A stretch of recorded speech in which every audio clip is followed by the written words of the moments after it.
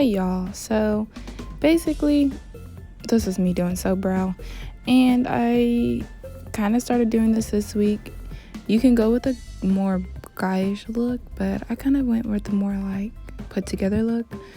You have to spray it, and I did not let this dry enough, so usually my second eyebrow that I do comes out better than the first one. And like I said, you could do it like more guy looking, like feathered and stuff like that, but as you're gonna see here soon, I kind of like make it a little bit neat. And I see some women or men or whoever, they don't really put concealer on the top, but I like my concealer like to highlight the top of my brow as well, and I don't really blend it out well. But basically all I did was get the thing wet, the soap wet, with the got it wet with the setting spray. Now I'm putting on my brows. Like I said, this side was way too wet. It was wet enough to be wet, but it wasn't like soaking wet. But like I said, when I do my second brow, it turned out it was the consistency it needed to be. If you can see that.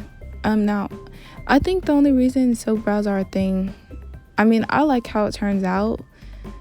It's like pressed to your skin, but I also feel like you don't need soap to do that. I think soap is just a cheap alternative, and it's really easy to take off. Now there's plenty of products out there that aren't soap.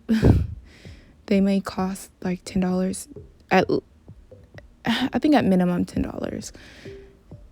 Somewhere out there that's just as good, and when it rains it's not gonna like slide off your face. I haven't worn these out in the rain yet, but when I do wash my face, of course it's soap, so it definitely comes off pretty nicely.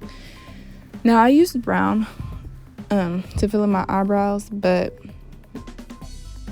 it doesn't look on the camera, to me, doesn't look as defined, but in person it was pretty defined, and that's probably just due to lighting and angle. But overall, I think I would suggest trying it, especially because it is cheap. It's a nice alternative. I would continue to do it just because I have it, but I can still wear my normal brows as well and be perfectly okay. You'll see me do my concealer under my eyes, and I definitely didn't blend it out, but I'm one of those people who doesn't blend out my concealer, and my brush isn't big either. Like, I'll blend it out to a certain extent, but I'll only blend it so much. And also I didn't go anywhere, and I wound up continuing to do my makeup, and it was a makeup fail. But I don't know if I'm gonna show that video, but you know, you never know. But yeah, the rest is just me outlining my eye with my concealer and defining. Oh yeah, I just messed up. I hate when I'm doing fine and then I mess up.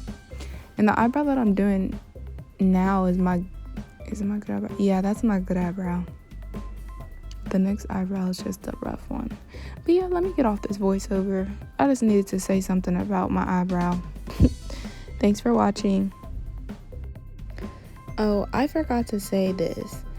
Whenever you do this, to me personally, and it might be because I have a small brush, but it's hard to move the concealer, and it may be because I didn't have enough product on the brush, but to move the concealer over the soap or like around it, it's your skin is the elasticity, I don't know, it's just kind of different.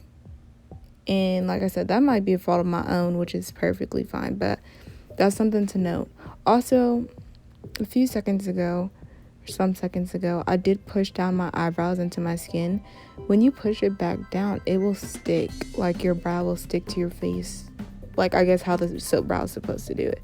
Now, if I would have waited for it to dry more, I probably wouldn't have had to do it. But I probably would suggest it to y'all to push your brow down to your skin, and it looks pretty nice. But you know, it's up to you, whatever you want to do. This is just me.